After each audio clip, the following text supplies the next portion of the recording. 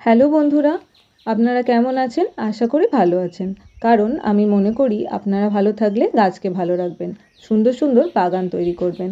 আর গাছ ভালো থাকলে আমরা সবাই ভালো থাকব। তাই আপনাদের শখের বাগানকে আরও সুন্দর করতে একটি গুরুত্বপূর্ণ টিপস নিয়ে হাজির হয়েছি আজও। নমস্কার বন্ধুরা, তিতু গার্ডেনিংয়ে আপনাদের সবাইকে স্বাগত। আজকে আপনাদের এমন একটা তরল সার বানানো শেখাবো যেটা প্রয়োগ করলেই যে কোনো সিজনের ফুল গাছ বিদ্যুতের গতিতে বাড়তে শুরু করবে। আসুন জেনে নিই এই তরল সারটি কীভাবে বানাবো। এই তরল সারটি বানানোর জন্য আমাদের 3টি উপাদানের প্রয়োজন। 1 হলো ইউরিয়া সার, 2 হলো সরিষার খোল, 3 হলো গোবর। এই ইউরিয়া সার যা আপনারা আপনাদের সামনের যে কোনো গাছের দোকান থেকে পেয়ে যেতে পারেন। 2 সরিষার খোল, এটাও আপনারা আপনাদের সামনের যে কোনো গাছের দোকান থেকে পেয়ে যাবেন। আর 3 গোবর, এটা আপনারা আশেপাশে কোথাও থেকে সংগ্রহ করে নেবেন। এবার আসুন জেনে নিই সারটি বানানোর পদ্ধতি, অর্থাৎ এই সারটি আমরা কিভাবে বানাবো।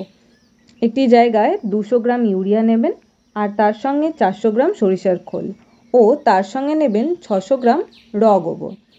তারপর 5 থেকে 7 লিটার জল দিয়ে ভালো করে ঘেটে চাপা দিয়ে রেখে দিন 5 থেকে 6 দিন।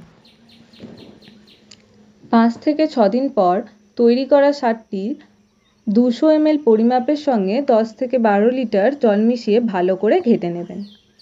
আর একটা কথা অবশ্যই মাথায় রাখবেন, এই সার প্রয়োগের সময় যেন গাছের গোড়া বাদে অন্য কোনো জায়গায় না পড়ে। কারণ পাতা অথবা কাণ্ডে এই সার পড়লে গাছে ছত্রাকের আক্রমণ হতে পারে। যদি ভুলেও গাছের গোড়া ছাড়া অন্য কোনো জায়গায় এই সার পড়ে যায়, তাহলে সেটা যত দ্রুত সম্ভব জল দিয়ে ধুয়ে দেবেন। এই সার প্রথমবার প্রয়োগের 15 থেকে 16 দিন পর আবারও প্রয়োগ করবেন। একটি সিজন ফুল গাছে এই সার 2বার প্রয়োগ করলেই হবে, তাই জাদুর মতো কাজ করবে। আজকের মতো এতটুকুই বন্ধুরা। আরও এরকম গুরুত্বপূর্ণ টিপস পেতে আমাদের পাশে থাকুন। যদি ভিডিওটা ফেসবুক দিয়ে দেখেন তাহলে লাইক, শেয়ার অ্যান্ড পেজটিকে ফলো করুন। আর যদি ইউটিউব দিয়ে দেখেন তাহলে লাইক, সাবস্ক্রাইব আর পাশে থাকা বেল আইকনটা প্রেস করবেন, যাতে আরও এরকম নতুন নতুন গার্ডেনিং টিপস আপনাদের কাছে খুব সহজেই পৌঁছে যায়। আর হ্যাঁ, কমেন্টে অবশ্যই জানাবেন আজকের টিপসটি আপনাদের কেমন লাগলো। আবারও খুব শীঘ্রই নতুন কোনো গার্ডেনিং টিপস নিয়ে আসতে চলেছি আপনাদের জন্য। ততদিন সকলে ভালো থাকবেন, সুস্থ থাকবেন। টাটা। হ্যালো বন্ধুরা, আপনারা কেমন আছেন? আশা করি ভালো আছেন। কারণ আমি মনে করি আপনারা ভালো থাকলে গাছকে ভালো রাখবেন, সুন্দর সুন্দর বাগান তৈরি করবেন। আর গাছ ভালো থাকলে আমরা সবাই ভালো থাকবো। তাই আপনাদের শখের বাগানকে আরও সুন্দর করতে একটি গুরুত্বপূর্ণ টিপস নিয়ে হাজির হয়েছি আজও। নমস্কার বন্ধুরা, তিতু গার্ডেনিংয়ে আপনাদের সবাইকে স্বাগত। আজকে আপনাদের এমন একটা তরল সার বানানো শেখাবো যেটা প্রয়োগ করলে যে কোনো সিজনের ফুল গাছ বিদ্যুতের গতিতে বাড়তে শুরু করবে। আসুন জেনে নিই এই তরল সারটি কিভাবে বানাবো। এই তরল সারটি বানানোর জন্য আমাদের 3টি উপাদানের প্রয়োজন। 1 হলো ইউরিয়া সার, 2 হলো সরিষার খোল, 3 হলো গোবর। এই ইউরিয়া সার যা আপনারা আপনাদের সামনের যে কোনো গাছের দোকান থেকে পেয়ে যেতে পারেন। 2 সরিষার খোল, এটাও আপনারা আপনাদের সামনের যে কোনো গাছের দোকান থেকে পেয়ে যাবেন।